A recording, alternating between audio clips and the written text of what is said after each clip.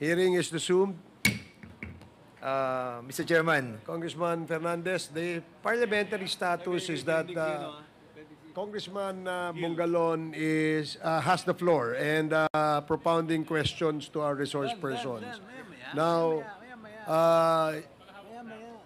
may I ask you to please allow Congressman Bungalon to continue before you interject. So, Congressman Bungalon, please proceed. Anyway, this is just a short interpellation, Mr. Chair.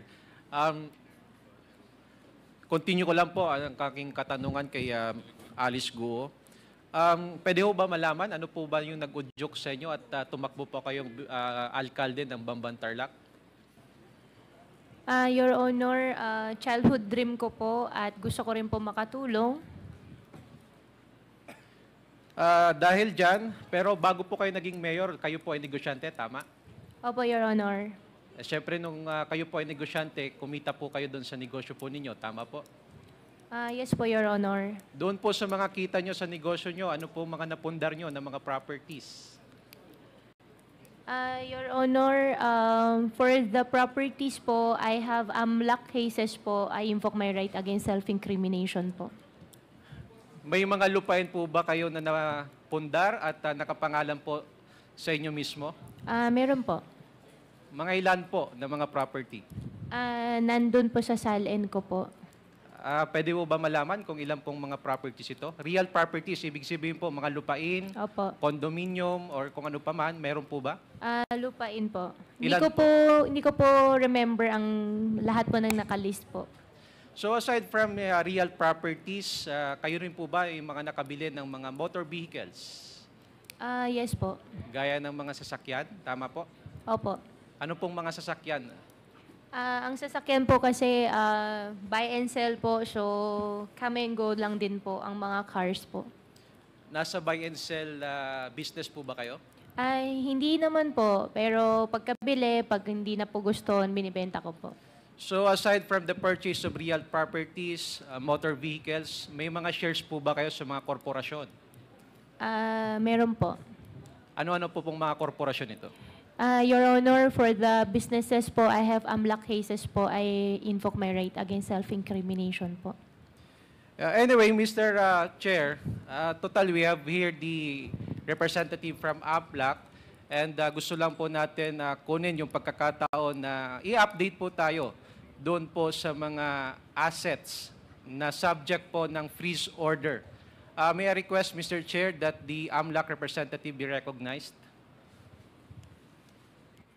Good evening, sir. Go ahead, go ahead. Mr. Chair, konting katanungan lang po sa AMLAC. Meron po bang freeze order na in-issue ang ating pong Court of Appeals para po sa pag-freeze ng mga assets ni Alice Guo? Yes, sir. That was the freeze order was issued by the Court of Appeals in July of this year, sir. That was issued in July. Until when po yung validity ng freeze order?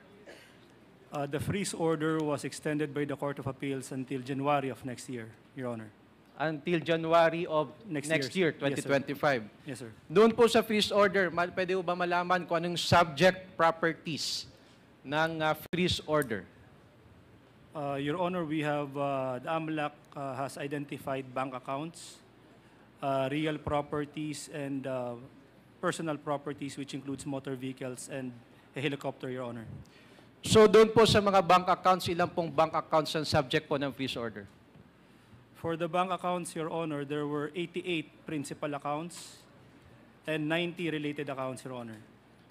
88 principal accounts and how many related accounts? 90 related accounts. 90 or 90? 90, Your Honor. 90 related accounts. Doon po sa mga bank accounts, magkano po ang kabuuang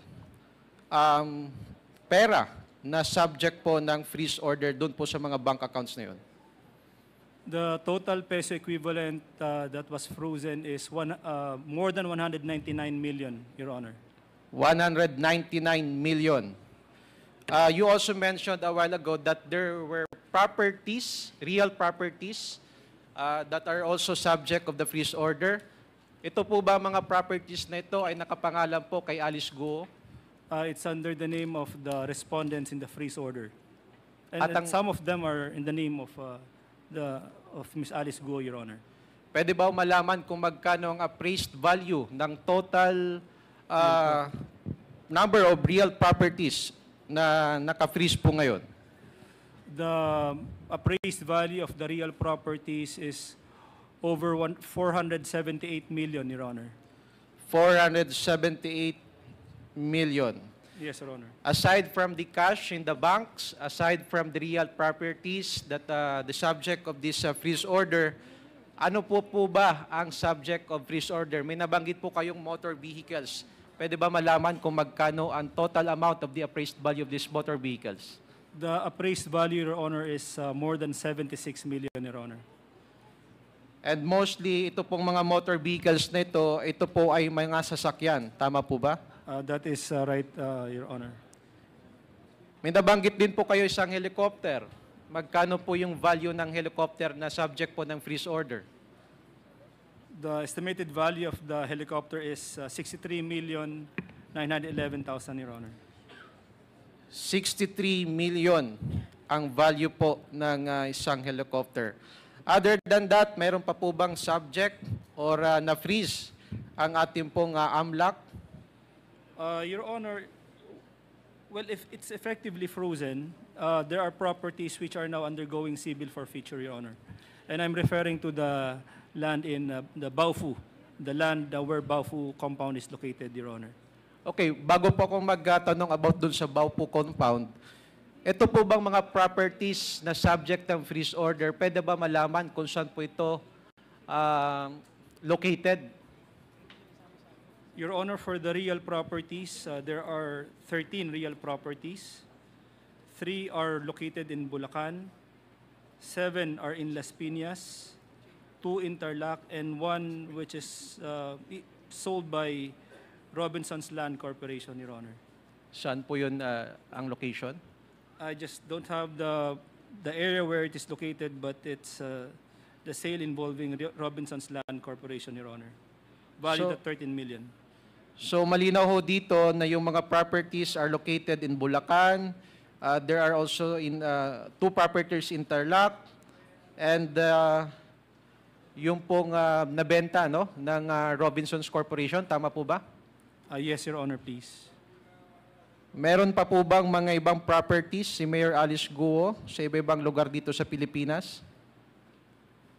What we have identified and which is now undergoing civil forfeiture, Your Honor, are the properties. There are 3 real properties located, and this is separate from those subject of the freeze order. 3 properties located in Maykawayan, and 2 properties in Tarlac, Your Honor, please.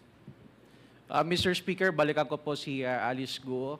Meron pa po ba kayong mga properties dito po sa Metro Manila? Wala po, Your Honor.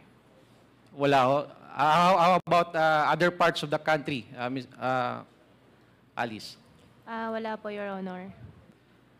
May nag-attempt ba na i-dispose o kaya i-dissipate ang mga properties na nakapangalan po sa inyo, sa korporasyon, or in any way related to you or any of the corporations na kung saan kayo po ay shareholders nung nagkaroon na po ng kontrobersiya patungkol po sa Pogo?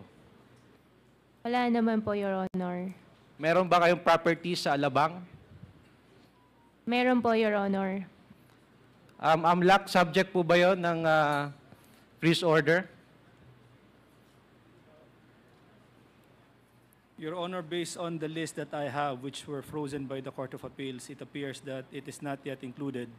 But with that information, we will be looking into it, Your Honor. Are you trying to sell the property in Alabang, Alice? Your Honor, yung property sa Alabang, yan din po yung sa Las Piñas. The same lang po yun. Can we confirm that from AMLAC? Your Honor, we will look into that, the location of the property. May I seek a clarification if it is located in Las Piñas or in Alabang, as mentioned by Ms. Alice Guo, Your Honor? Pwede nyo po ba, Alice, i-clarify kung yung property na nabanggit po ng AMLAC, which is located in Las Piñas, ay yun din po yung Alabang property na nyo pong binabanggit? Yes po, Your Honor. Thank you for that information. Aware mo ba kayo kung ano po yung nature ng freeze order, Alice? Your Honor, okay lang po. Consult lang po ako sa lawyer ko.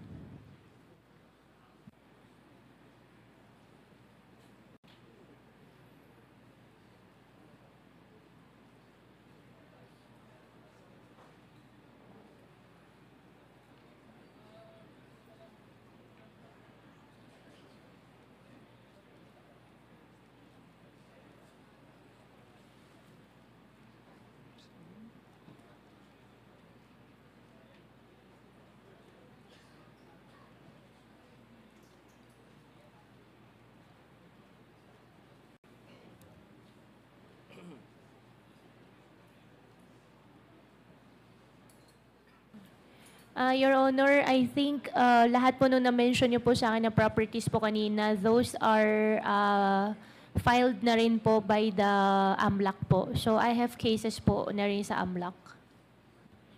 Yes, in fact, that is the subject of the freeze order issued by the Court of Appeals.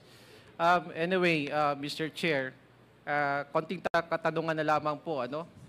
Because meron pong mga reports na during the time that this controversy ay nung lumabas po ito, there were attempts to dispose the properties of Alice Guo or any property that is in any way related to you or to your corporation that you being a stockholder or a shareholder, Mr. Speaker, Mr. Chair. And that is why ito pong amount na nabanggit po ng ating AMLAC ay maliit pa po ito doon sa total assets na meron po at pwedeng ma-recover at pwede pong maging subject ng freeze order, Mr. Chair. And of course, may mga civil forfeiture proceedings na rin po na ipa-file ang AMLAC at isa po itong magiging warning. Nahahabulin po kayo ng batas if you tried to dissipate or dispose these properties that are related to any unlawful activities. Yun lamang po, Mr. Chair. I end my interpellation po. Ito ang pogo. Thank you, Congressman Bongalon. Yan ang pogo nila. Dito naman yung kanilang port. Ayan ang port. Ayan, May tanong lang ako kay Alice, no? Before the next interpellator. Alice, yung mga buildings ilang buildings meron doon sa Banban? Your Honor, tanda ko lang po more than 5. 5 buildings lang in the whole 8-hectare property? Yung building po more than 5 po. More More than, hindi po ako masyado sure po talaga. Doon sa area, kasi nagpunta kami doon eh. Opo, yung building po talaga ha. Oh, yung building. Building of, siguro, 5 po siguro. Meron kasi doon na parang hindi siya, I think to me, it's called the building, although it's not more than one floor. Yung mga residential po. Lahat ng structure doon, ilan? More than 20, 30. Hindi po ako sure po sa exact number. Si Cassie naman. Cassie, sa Lucky South 99, sa Porac, ilan yung building doon sa property na yon? Kung hindi, 40? 40. So mas malaki yung, ilang hectares yung sa Porac? 3. Mas malaki yung property, yung lupa doon kaysa sa Banban.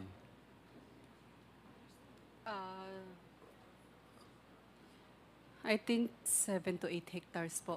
Halos parehas lang. Pero mas maraming building sa Porac. Second floor lang po kasi yung Pero yung Porac. building sa inyo, yung nakita namin, building talaga. Yung Second floor 3 po. floors, 4 floors, di ba?